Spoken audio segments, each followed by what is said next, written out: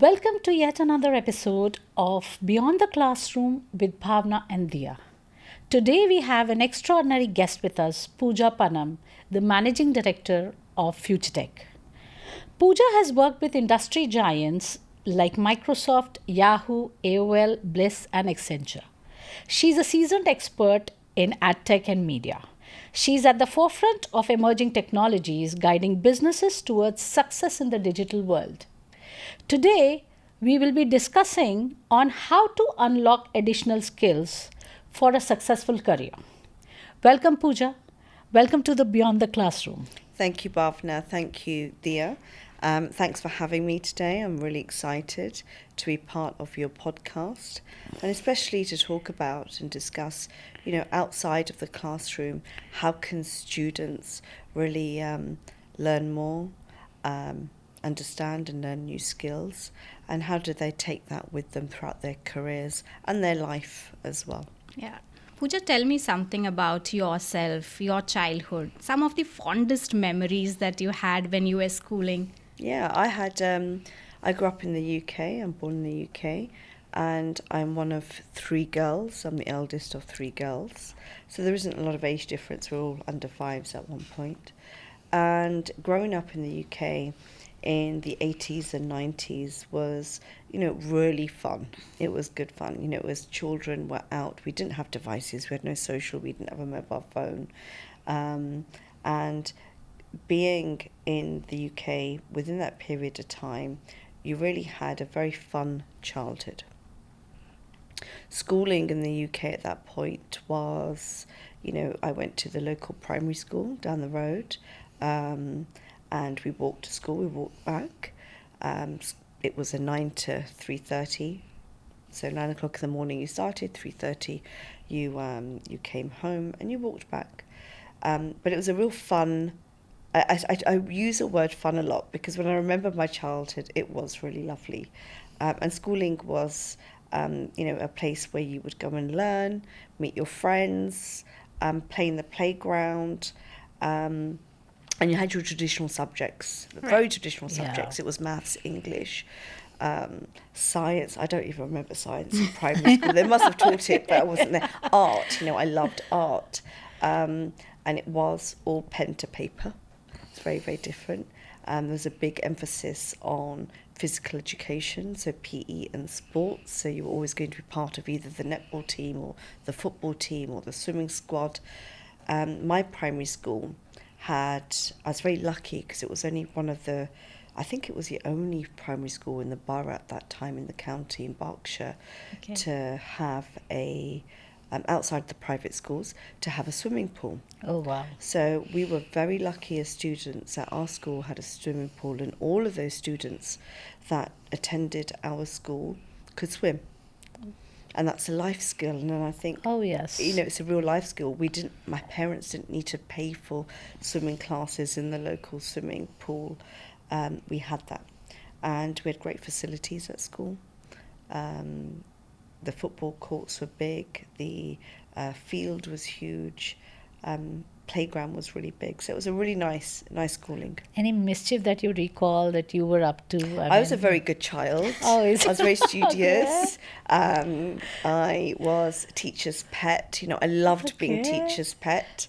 I would always, if there was a competition at school, I'd want to enter it. I wasn't very sporty, although I got involved in sports. I just wasn't a sporty person, but I'd always get involved in I was on part of the netball squad. Okay. It's not a particularly hard sport, really. But, I was always wanting to be part of competitions that aren't competitions that I would win.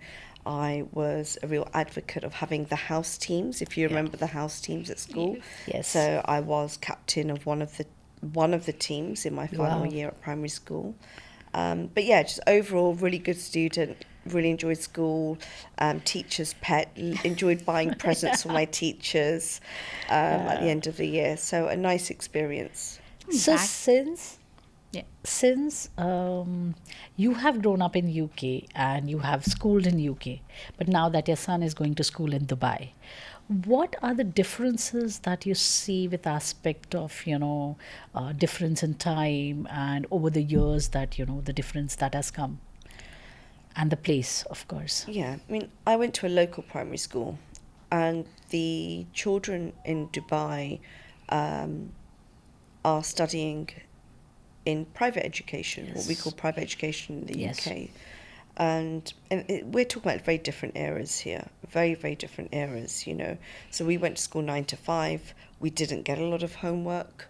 We didn't actually get any homework. It was all about go home, rest, eat, sleep, play, and then go to bed, yeah? So that was what it was about.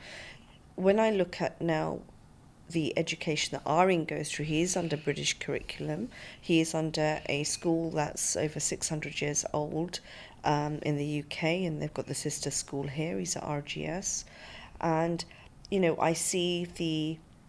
we still see the basics, right? We see the maths, English and science, but there's so many other topics that they're covering. Moral education. Yes. They look at computer science,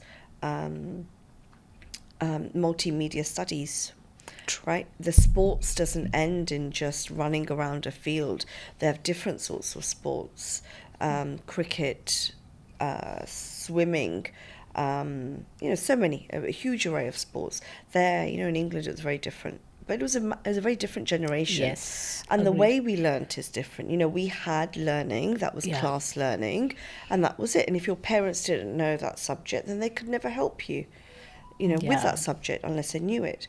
Where now what we're seeing is because of the different forms of platforms that they're using to learn, he uses something called Century Tech, which has snippets of. It's a platform with snippets of small topics. studies. Yes, Small. I modules. forgot what they're called. Small snippets of study with videos, with testing, with multi. You've got multi questions as well. My kids have used it. It's fantastic, and then you've got YouTube as well that they're learning from, which means that they can take that home, and parents can help them with that to the level of understanding that they have. Otherwise, you know, my parents would, beyond algebra, my parents couldn't help me.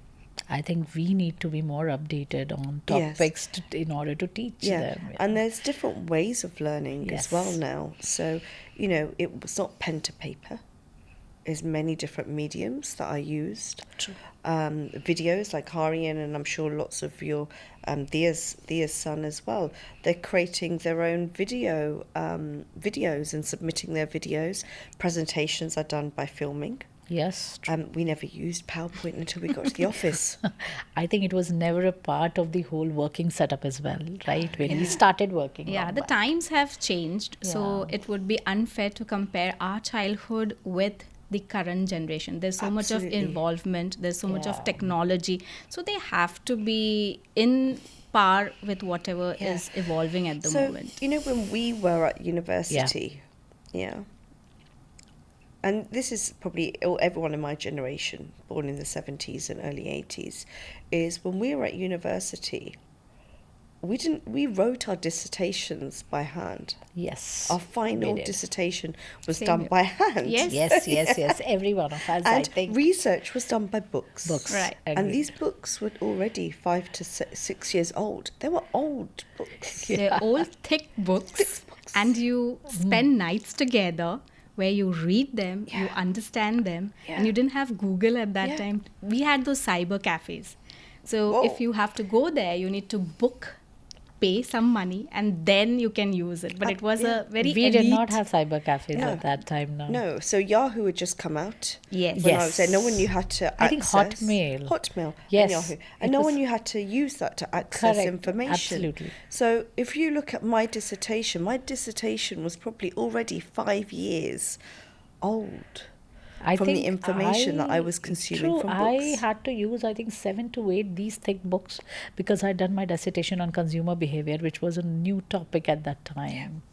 So it was, I mean, so pouring through the books. I think, you know, now it's a little easier, as in the editing part is easy. There's a lot of things which has changed. So Everything's changed for them, and it's great because they've got a lot of information, very current information, research that's being translated from the west to the east, east to the west, north to south. So they've got an array of lots of information around them, and the challenging part is for them to dissect that information, critique that information, and to make it applicable to the working world. Now, when I left university, we were not fit for the working world. True. Yeah, I agree. Book smart, and not so much work experience. Majority of people. Yeah, book smart but not work smart. Now, I was very fortunate that I was, already working on a Saturday job, which is very common in the UK, by the way, and across Europe. A Saturday job in retail. So it was just shop work. It was good fun. In clothes shops, it was good fun, and I did that for about 2 years. And then throughout university, I worked in call centres. So I started in Leicester, and the Midlands has many call centres for British Gas and Southern Electric, and to name a few. So I worked throughout university, and there I learnt communication. Exactly, because as a counselor also, when I have to suggest internships, I always tell everyone, please work in customer service for at least 3 weeks, because the kind of experience that gives you, the kind of confidence that gives you, it matches none other. Yeah. I think that also bridges the gap between what you have learned in a classroom and when it's a smooth transition into the professional world, because you get those professional etiquettes, how to speak to your colleagues, what is a work culture, which cannot be explained in a confined classroom. Yeah. And I talk about this a lot when I'm talking about education, right? Learning, curiosity, is books will take you so far. They really will. But what you really need is that character coming through, that charisma that comes through, and that's what's really important, and that's what sets you apart. Coming to our topic, that is how important it is to unlock these additional skills for a successful career. So you did mention that you were working in a call center and you were working into the shop. So additional skills, how did you feel they have helped you in your success and reached where you are today? Yeah. So I've been in sales since the age of 16. So, and I still am. I mean, I manage businesses, but ultimately I get involved in the sales floor. I'm often there pitching with the teams as well. And it's the confidence that I was able to build from an age of 16 by talking to people. Some people are 50, 60, some people are 18. But you're talking to many different sorts of people and you're solving their problems. Ultimately, someone comes into their shop or someone's calling you up in a call centre. There's a problem. One is they want to get a pair of, a dress or something. The other problem is the gas is not working in the house. So what this teaches you is, one, to have empathy with a customer, is to understand the actual problem and what you're going to do to solve that problem. And those are core skills that only if you're in the real world it really teaches you.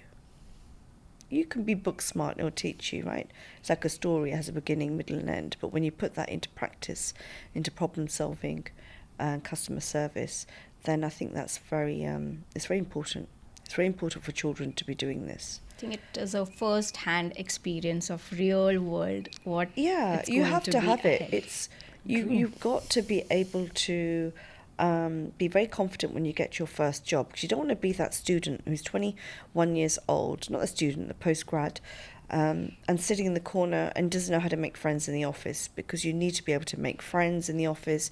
You need to be able to network as well as learn your day-to-day job. But, we talk about what happens in books in terms of practice, what happens in theory. It's very different. It's very, very different. True, I agree. So when you started working as a full-time job after you finished your studies or, while you were studying, so what part did your college degree play or your master's play in terms of, a success in your career 15 to 20 years down the line? Okay, so I left university in 99, so it's a long time, 25 years I've left. So my first formal. Well, I say formal job. Postgrad, I did a bachelor's in marketing and psychology, and I majored in psychology in marketing. And the reason why I majored in marketing, not psychology, was the job opportunities that were available in that generation for marketing, in business, in commerce. And psychology was a very new sort of field. It was still 25 years in. You know, psychology really took off in the 70s and even in the 90s. I mean, the part of the world that we belong to, it was still a taboo subject to talk about. Yeah, so in the West, it was really 90s. It was a psychologist, and what were you going to do becoming a psychologist? It wasn't a job career profile, right? The major subjects would be engineering and medicine. Yes, same. So I did marketing. Yes. And the principles of marketing fundamentally have not changed. So who we say is Philip Kotler. Philip Kotler is the king of marketing. He spoke about the 4 Ps, which are now the 7 Ps. Those haven't changed, right? Marketing is still the same fundamentally. What has changed is the medium in which you reach your customers. Yeah. You know, we spoke about shops. It was direct. True. Home B2C. to shop, B2C. Yeah. And, you know, there's different ways of buying now, different platforms you buy on. So has it shaped it? I'll give an example. So the internet was just emerging in 99. Considering I spent 25 years in the digital media industry, there was only 1 hour in my 3-year degree that spoke about the internet. 1 hour seminar. And I still didn't know what it was. Right? We didn't know what it was. We didn't know it was. So how has it shaped? Marketing hasn't changed, really. It hasn't. The medium in which we reach consumers has changed. But, you know, the principles are still there. Yeah.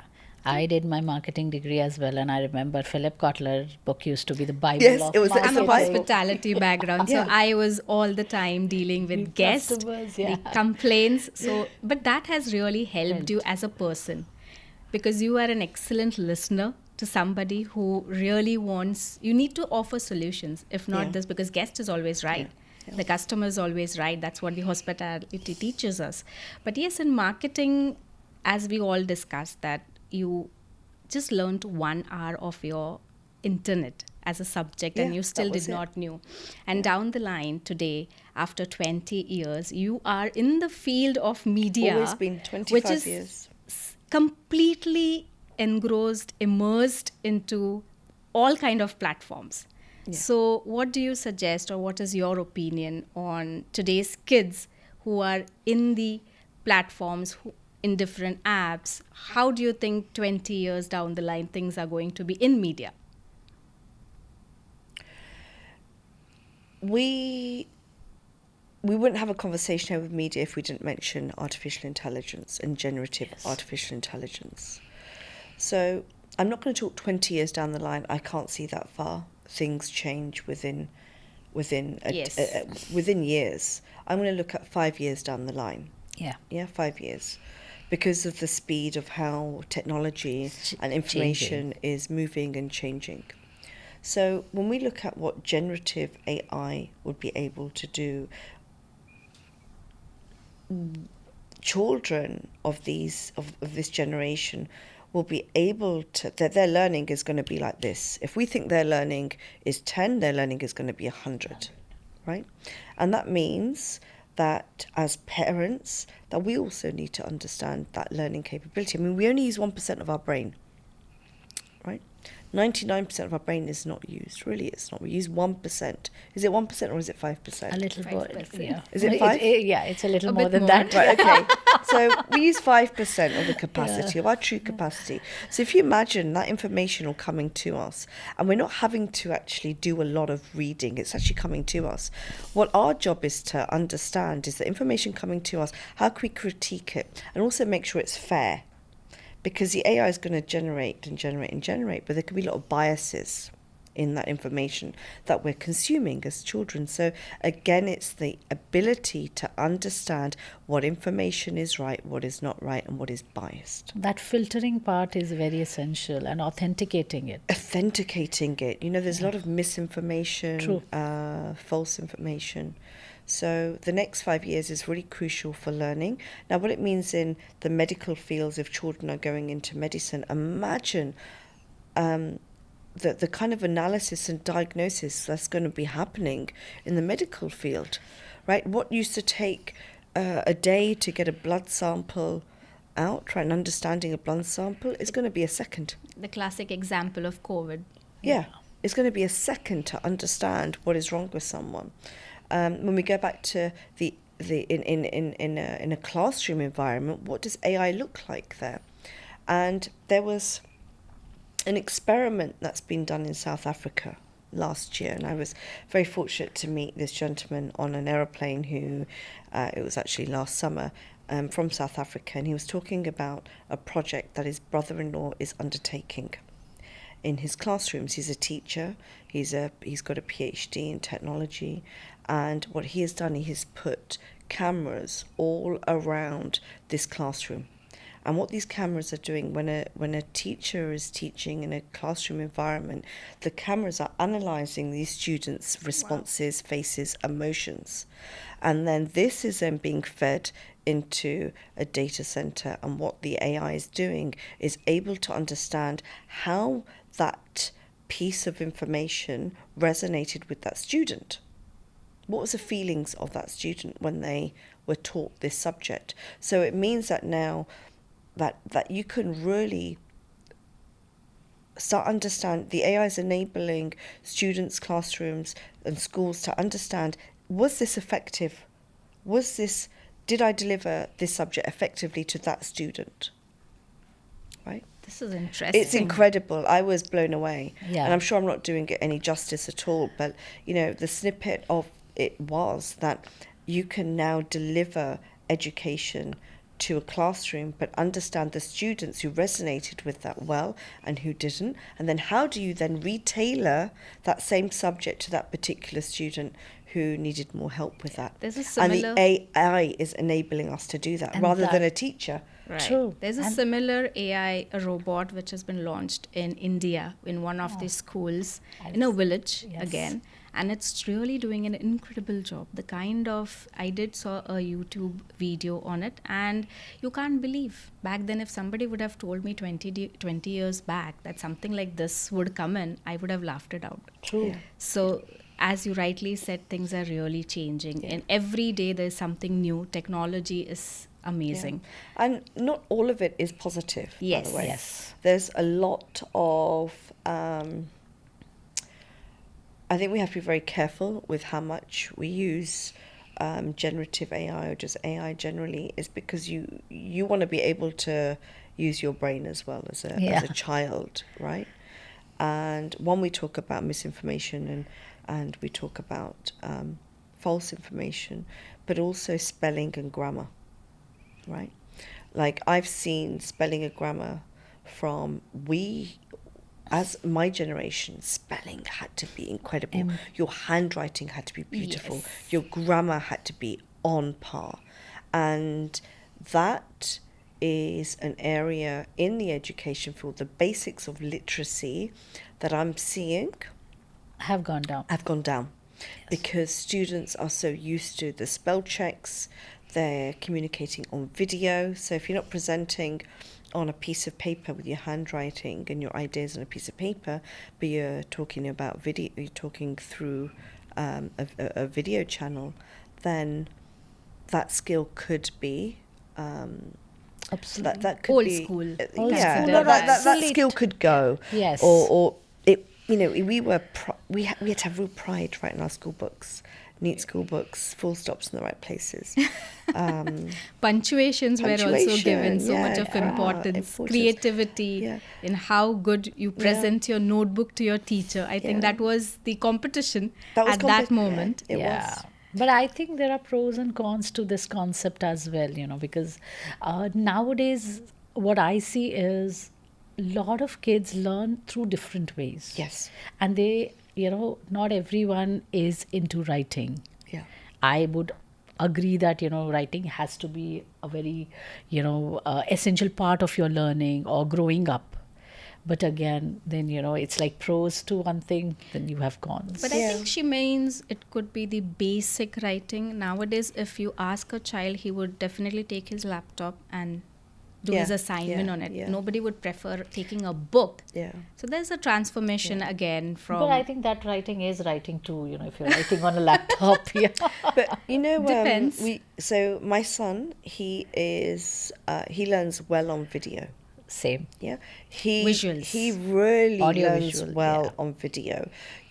And he can go to different various other sources and cross-reference those videos as well, which is really good.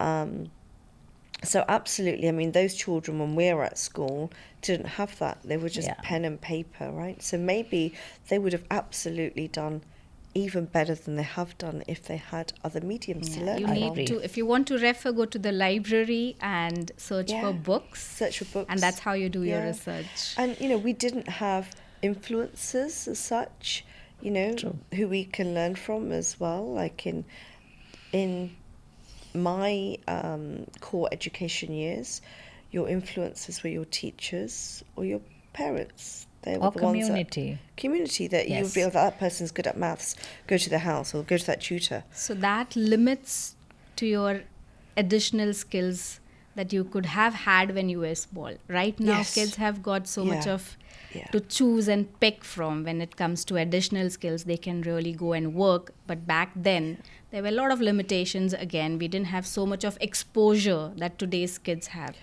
We don't, and we look at what creators are doing online and how they're helping in terms of the arts and culture fields, not just the basics of maths, science and English, but, the creativity and the projects that they're producing, right? And they're really, you see some great artists online and they're exhibiting their work and they're teaching techniques, different art techniques, which you wouldn't learn in the classroom as such. When I was a child, the fear for me was learning timetables. Yeah. Oh my And God. our maths teacher was so strict that you should know your Exactly. timetables Back by to heart. front. So that's again, now kids just learn it. They see the videos, they hear it out. There are various ways of learning it. There's songs, there's all The sorts. songs Yeah. which really get into your head and you are done with it. And I'm not sure if you've seen these. It's brilliant, actually, the way the West learn timetables and the way the East learns timetables. And I love the tricks and tips that come from, China and India. Oh, yes. And those brilliant tricks. Yes. Mental maths. Mental maths maths, tricks are brilliant. hacks, Yeah. yes. So that's another thing. You didn't learn any of these tricks Yes. coming from different regions around the world or different countries. So now kids are exposed to all kinds of, every news into every country. So it's easier for a child to, look at careers which they are not aware in their hometown as well. Yeah. Yeah. So that is one thing that I really love about the current scenario, that a lot of new careers have come up which are now, in competition with the conventional careers that we had. So a lot of scope for everyone who's not a STEM person or who's not an art person or who's not a humanity person or who's good at, either. You can now make money at doing anything that you want to Yes. do. Agreed. That's the thing. If you want to, There have been kids at the early age of 14 and 15 Yes. opening their companies. yeah, there's so many success stories. They've got kids who are, borrowing money from their parents and they're sneaker flipping and they've opened up and they're earning loads of money from sneaker flipping. unboxing. But I My really appreciate the mind, the Yes. brains that they work. They are so quick. Yeah. So it is amazing to hear all this. The traditional lemonade stall Yes. it's on steroids now. The right? bracelets. It's just everything. You could do anything, drop shipping, anything you want as a child. So that's fantastic. So we had seen a very interesting panel discussion where you were invited as alongside Mr. Arnab Goswami and Mr. Ajay Roy Chaudhary. Yes. So how was your experience, sitting there, discussing? Yeah, topics. I've done many panels, but that was one of the most I would say one of my most scariest panels, actually, Oh. because I was with Arnab, and at that point, when I flew into Mumbai, I still didn't know who Arnab was. I hadn't. My bad. It was really my bad. I didn't do enough research, and my team in Mumbai, and I flew in 2 days before this panel. They're so excited to meet Arnab. I said, "Yeah, it's fine." I said, "Do you know who he is? Do you know who he is?" I was like, "Oh yeah, he's a journalist." But he's the journalist of India. I was like, oh gosh. So my experience there was I was very nervous. With Ajay, I was fine because we know all that. That's our community. Facebook's that's our community. So that's fine. But when you meet Arnab and he's in India and he's the king of journalism at that point in time, and a very vocal guy, very intelligent, Oxford read, he knows how to talk well, he knows how to critique, and he knows actually when to be kind as well. So how he spun, I mean, I felt quite sorry for the Facebook team there at that time because he went into politics, and we're from England, right? We don't really get involved in politics. When we're in a panel, we don't get involved in politics at all. So through both Ajoy and myself, what was really great about that panel is the youth that were in that audience. Wow. Yeah, the youth. And one of the questions that came to me from the audience was, what can we do better in India from your learnings from the West? And I said, you guys are doing everything more so than the West. India has an incredible, intelligent youth population, super smart, super educated, ambitious, and that is a recipe for a country that's going to do really, really well at that point in the next 4 to 5 years, and it has. We've seen the work, absolutely, and we see technology coming out of that. And what Arnab spoke about was digital transformation in his business. He was always TV. It provided, in terms of profits, the greatest profits, but he understands that he needs to use other channels. Social, he really needed to embrace in the right way, in the positive way. So understanding from Arnab's perspective, and for many journalists in India who have always been, first TV, then, he's very similar ages to myself, and then social, where new journalists are social first, right? They can make their social channels, and that's their journalism. So one thing I learned from Arnab was you need to keep transforming yourself as in your businesses, and traditional ways of doing work is no longer going to be applicable. True. It's a life of learning. It's a life of change, and change is always consistent. Constant, yes. But no, that was a nice, fun panel. I didn't get a lot of talking in, which was good, actually. I didn't mind that at all. But, you will always learn from these people. They're very intelligent, and they always want what's better. Yes. What's better. That's right. Okay, so coming to the fun part of our episode, getting you on the hot seat with some rapid fire questions. Oh, yeah. So are you ready? Wow, yeah, I don't know about rapid answers though. So what's your all-time favorite comfort food? Dal chawal. Okay. Oh, yes. Android or iPhone? Android. All the I'm way. sure Aryan is listening. Yeah.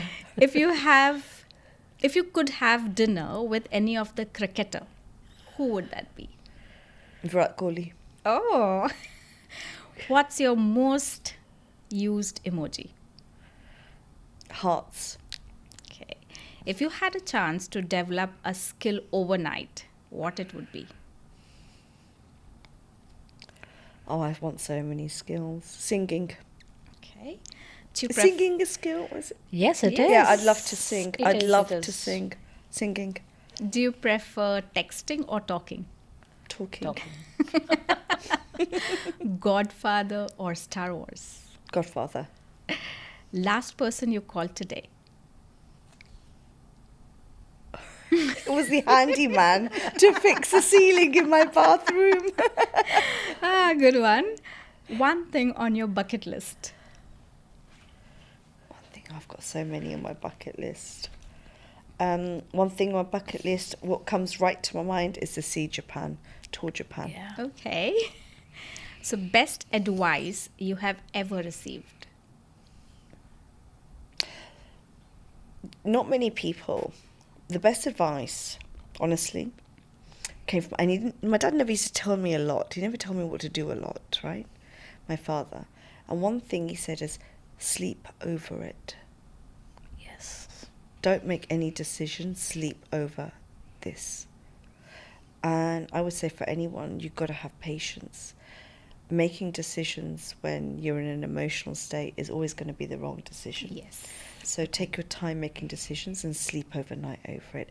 And I still say to this day, that's my best ever advice. I've been given a lot of advice, but that resonates. All right. Okay, thank you so much, Puja. Thank for you. For taking out time, coming over here, sharing your expertise and experiences. It was wonderful listening to all of those. Thank you. And we would definitely look forward to have you again Absolutely. on the episode. Bhavna, Dia, thank you so much. Thank you so much for coming and sharing your insights. It was really, really valuable. Time to wrap up our discussion on unlocking additional skills for successful career. Signing out for now on BTC, and we will see you in our next episode with another incredible guest on Beyond the Classroom with Bhavna and Dia.